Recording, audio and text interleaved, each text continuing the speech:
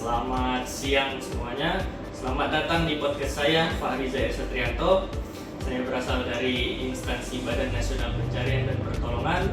Unit kerja saya berada di Kantor Pencarian dan Pertolongan kelas A Pontianak. Dan saya peserta Latsar CPNS Angkatan 15 Kelompok 2. Baik, hari ini kita akan mengobrol tentang sosok ASN inspiratif di kantor SAR yang mencerminkan nilai berakhlak dalam keseharian tugasnya. Di depan saya sudah hadir Bapak Basri Esos. Beliau adalah Kepala Seksi Sumber Daya di Kantor Pencarian dan Pertolongan kelas A Pontianak. Beliau dikenal sebagai sosok yang berdedikasi tinggi, tidak hanya dalam menjalankan tugas. Beliau juga menanamkan semangat nilai berakhlak kepada rekan-rekan ASN di lingkungan kerja. Langsung saja mari kita sapa. Selamat siang Bapak. Selamat siang. Siang, apa kabar Bapak? Sehat-sehat. Sehat-sehat, baik. Sebelum kita lanjut, saya persilahkan kepada Bapak Basri Esos untuk memperkenalkan diri terlebih dahulu. Assalamualaikum warahmatullahi wabarakatuh dan selamat siang. Kenalkan, nama saya Basri, selaku Kasih Sumber Daya Kantor SAR Pencarian dan Pertolongan kelas A Pontianak. Kemudian sebelumnya menjadi Kasih Operasi Kantor SAR kelas A Makassar. Kemudian menjadi Kasih Operasi di Kantor SAR kelas A Lampung. Kemudian bergeser di Kantor SAR Balikpapan sebagai Kasih Operasi. Oke, terima kasih untuk moderator Pak Fahriza ya, untuk berkenan memanggil saya sebagai untuk fokus hari ini ya, terkait dengan nilai akhlak, nilai ASN untuk berakhlak ya.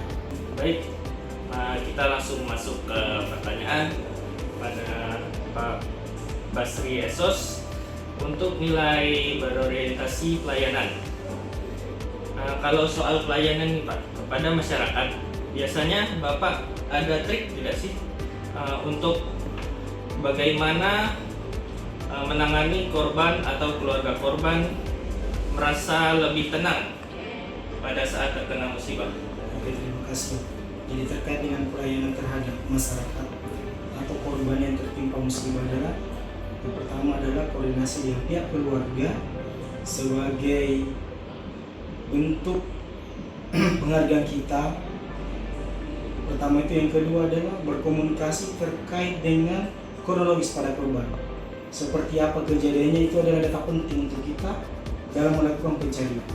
Kemudian yang ketiga adalah untuk menenangkan korban adalah memanggil salah satu dari pihak keluarga korban untuk ikut serta dalam melakukan pencarian pada saat kita di lapangan melakukan searching di sekitar LKP. Baik. Selanjutnya untuk yang kedua ada akuntabel. Pernah nggak sih selama bekerja di Basarnas ini Bapak mendapatkan tanggung jawab yang berat, dan bagaimana cara Bapak menjalaninya? Terakhir jadi Kasih Operasi aku 2024 dapat musibah ya. Musibah pengen kondisi membahayakan manusia di suatu daerah ya. Aku nggak nyebutin nama daerahnya. Kemudian saya ditugaskan untuk berangkat, walaupun tim rescue pada awalnya udah tiba di lokasi. Perjalanan dari kantor ke LKP kurang lebih 12 jam. Setelah tiba di LKP subuh, kemudian korban ditemukan kurang lebih 06.35. Kemudian setelah ditemukan kita di briefing balik kanan.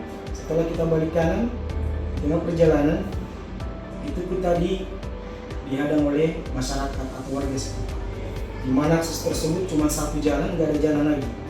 Jadi sedikit ada permasalahan, ada miskomunikasi antara tim rescue dengan warga setempat. Dengan cara kita penanggung jawab untuk menenangkan masyarakat tersebut, kurang lebih hampir setengah jam komunikasi dengan yang dituakan. Akhirnya dia mengerti terkait dengan keadaan kita. Tapi pada intinya permasalahan itu selesai, dan saya rasa permasalahan yang paling teringat selama saya jadi Kasih Operasi adalah permasalahan yang terakhir. Itu karena berat.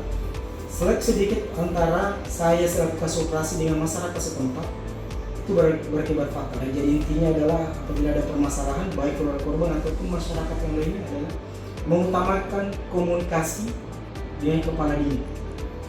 Itu saja guys. Siap. Terima kasih Bapak. Untuk selanjutnya harmonis.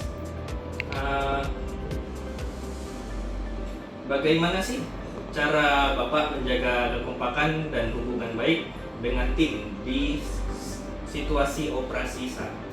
Oke.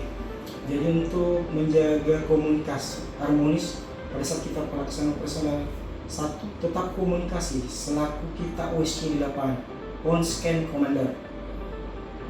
Pagi hari kita melaksanakan briefing apa yang akan kita lakukan di hari itu, seberapa jauh jarak yang akan kita melakukan pencarian.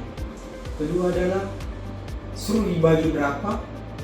Kemudian setelah pelaksanaan di sore hari, kalau ada waktu kita laksanakan di briefing apa permasalahan yang ada di lapangan untuk pencarian hari itu, baik internal kita ataupun dengan instansi potensi relawan yang terlibat pada saat melakukan pencarian hari. Terima kasih Bapak. Selanjutnya ada komplain. Jadi di saat ini, di saat kesibukan kantor, bagaimana sih cara Bapak menjaga fisik dan keterampilan? Apakah bisa membagi waktu atau bagaimana Pak? Kalau untuk saya secara pribadi, untuk program kegiatan di luar daripada kantor itu ada terjadwal sendiri. Tapi kalau untuk jadwal program Basarnas itu sendiri kita sudah ada, baik dari segi pengembangan keterampilan teman-teman rescuer yang dilaksanakan Senin dengan Rabu, kemudian pembinaan fisik terhadap rescuer yang dilaksanakan Selasa, Kamis dan Jumat. Ini sangat penting untuk teman-teman, terkhusus untuk teman-teman rescuer, apalagi dengan adanya uji periodik dan uji kompetensi. Karena uji periodik dan uji kompetensi ini adalah salah satu untuk pengembangan karir teman-teman rescuer. Jadi untuk menjaga fisik dan pengembangan keterampilan ini sangat wajib untuk teman-teman rescuer. Baik, terima kasih Pak. Selanjutnya ada loyal. Menurut Bapak, bentuk loyalitas yang paling nyata terhadap instansi Basarnas itu seperti apa sih? Loyal terhadap negara, loyal terhadap Basarnas, atau instansi loyal terhadap pimpinan adalah sejauh ini yang aku rasakan adalah meninggalkan keluarga karena dia. Itu adalah bentuk terloyal yang paling tinggi yang pernah aku rasakan. Terima kasih Bapak. Selanjutnya ada nilai adaptif. Kalau di kantor tiba-tiba ada perubahan aturan atau sistem yang baru, biasanya gimana cara Bapak dapat menyesuaikan diri? Yang pertama adalah otomatis membuka diri. Jadi terkait dengan masalah aturan, kita harus welcome. Yang kedua adalah belajar terkait dengan aturan baru yang ada. Karena dengan berjalannya waktu tahun ke tahun pasti ada perubahan baik dari segi aturan ataupun pelaksanaan kegiatan sehari-hari di kantor. Jadi intinya membuka diri dan belajar. Oke, terima kasih Bapak. Selanjutnya ada nilai kolaboratif. Ada cerita seru nggak sih waktu operasi SAR harus kolaborasi bersama instansi lain ataupun potensi SAR yang biasanya itu ramaikan sulit atau malah lebih ringan gitu Pak? Jadi ada dua sisi, tergantung dari potensi atau masyarakat atau instansi dan relawan.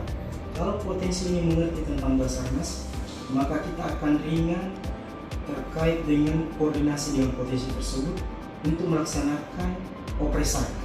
Apabila potensi atau instansi ini tidak paham terkait dengan regulasi Basarnas, maka di sini adalah ada tingkat sedikit kesulitan terkait dengan kerjasama di lapangan. Jadi tugasnya OSC atau kasih operasi adalah mengkoordinasikan awal terkait dengan aturan-aturan Basarnas seperti apa pada saat pelaksanaan operasi, baik operasi kondisi membahayakan manusia, kecelakaan kapal, kemudian kecelakaan pesawat, kemudian kecelakaan penanganan khusus.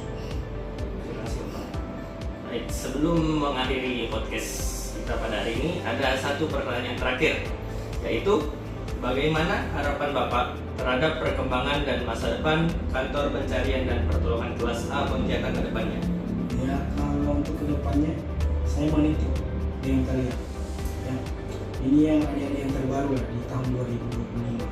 Pertama, jangan menutup diri, silahkan belajar, kembangkan kompetensi kalian. Jangan anggap kalian sudah menjadi ASN malah semaunya, malah malas-malasan. ASN Basarnas beda dengan lain, karena kita adalah pelayanan masyarakat secara langsung dan harus memiliki skill dan kompetensi bila ingin melakukan pertolongan kepada masyarakat. Jadi kembangkan kompetensi kalian, jaga kesehatan kalian, lakukan yang terbaik untuk pelayanan masyarakat. Terima kasih Bapak. Wah, luar biasa sekali obrolan kita hari ini bersama Bapak Basri Esos. Banyak sekali pelajaran yang bisa kita ambil, mulai dari pengalaman di lapangan, bagaimana menerapkan nilai berakhlak dalam keseharian di kantor maupun saat bertugas. Semoga cerita dan pesan dari beliau menjadi inspirasi bukan hanya bagi ASN di kantor SAR Pontianak, tetapi juga untuk kita semua agar tetap berkomitmen memberikan pelayanan terbaik bagi masyarakat. Terima kasih sudah mendengarkan podcast saya hari ini. Sampai jumpa di kesempatan selanjutnya. Wassalamualaikum warahmatullahi wabarakatuh. Shalom, Om, Santi, Santi Om. We are family. Afiknam Jagat Samagram.